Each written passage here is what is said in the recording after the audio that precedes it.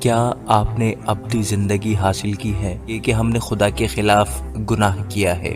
کہ سب نے گناہ کیا ہے اور خدا کے جلال سے محروم ہیں، جس کی وجہ سے ہم سزا کے حقدار ہیں، جبکہ ہمارے تمام گناہ ابدی خدا کے خلاف ہیں کہ گناہ کی مزدوری موت ہے، لیکن خدا اپنی محبت کی خوبی ہم پر یوں ظاہر کرتا ہے کہ جب ہم گنہگار ہی تھے تو مسیح ہماری خاطر مرا۔ آج ایک بہت اہم سوال آپ کے سامنے رکھتا ہوں، کیا آپ نے ابدی زندگی حاصل کی ہے؟ تو چلیے اس ویڈیو میں جانتے ہیں۔ عزیزو، کتاب مقدس ہمیشہ کی زندگی کے لیے ایک صاف اور بہترین راستہ پیش کرتی ہے۔ سب سے پہلے ہمیں اس بات کا ادراک ہونا چاہیے کہ ہم نے خدا کے خلاف گناہ کیا ہے، اور بمطابق رومیو 3 باب اور 23ویں آیت کے، اس لیے کہ سب نے گناہ کیا ہے اور خدا کے جلال سے محروم ہیں۔ آمین۔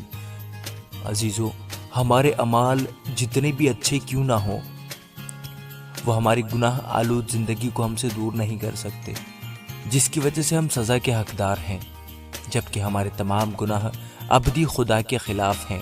اس لیے ایک منطقی لحاظ سے ہم ابدی سزا کے مستحق ہیں۔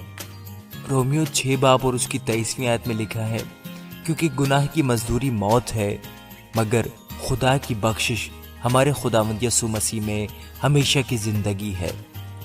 ہم خدا کے کلام میں پڑھتے ہیں کہ کس طرح یسوع مسیح جو گناہ سے مبرہ اور ابدی خدا کا بیٹا ہے، انسان بنا اور ہمارے گناہوں کا کفارہ ادا کرنے کے لیے مرا، لیکن خدا اپنی محبت کی خوبی ہم پر یوں ظاہر کرتا ہے کہ جب ہم گنہگار ہی تھے تو مسیح ہماری خاطر مرا۔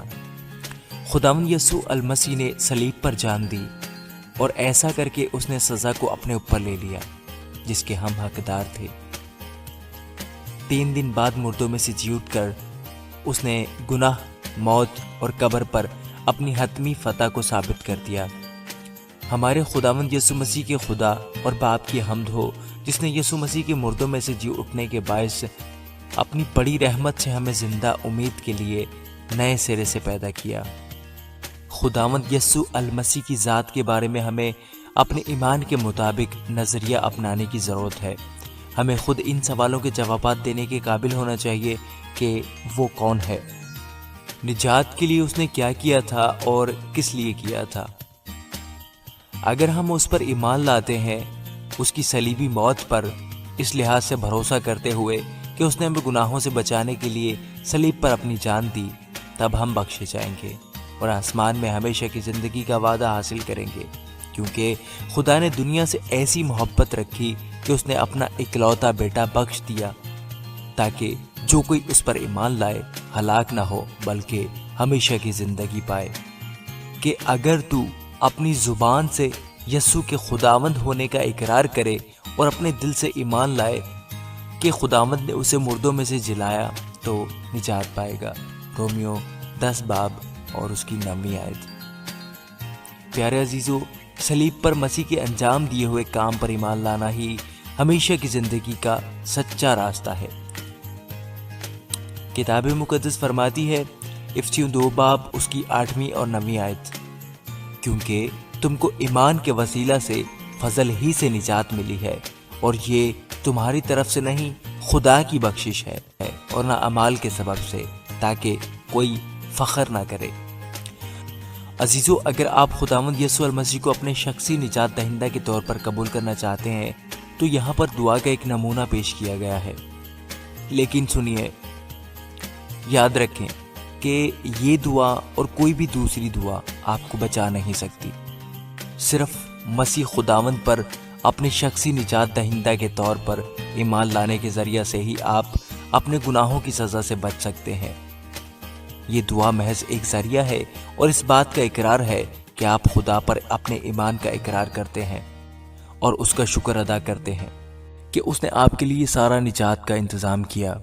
دوستو، اگر آپ خداوند یسوع المسیح کو اپنا نجات دہندہ قبول کرتے ہیں تو میرے ساتھ مل کر یہ دعا کریں۔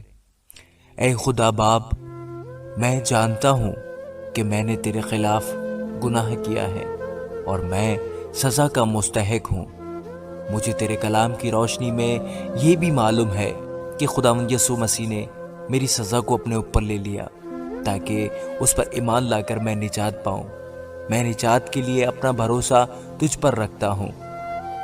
تیری اس عجیب بخشش اور فضل کے لیے اور ہمیشہ کی زندگی کے اس انعام کے لیے تیرا شکر ہوں۔ کیا میں اپنے خداوند یسوع کی پیروی میں چلنے کا فیصلہ کیا ہے؟ اگر ایسا ہے تو برائے مہربانی کمنٹ میں ضرور بتائیے۔ خداوند ہم سب کو خداوند یسوع المسیح کی تعلیمات پر اور ان کے حکموں پر چلنے کی توفیق عطا فرمائے۔ آمین۔ God bless you all.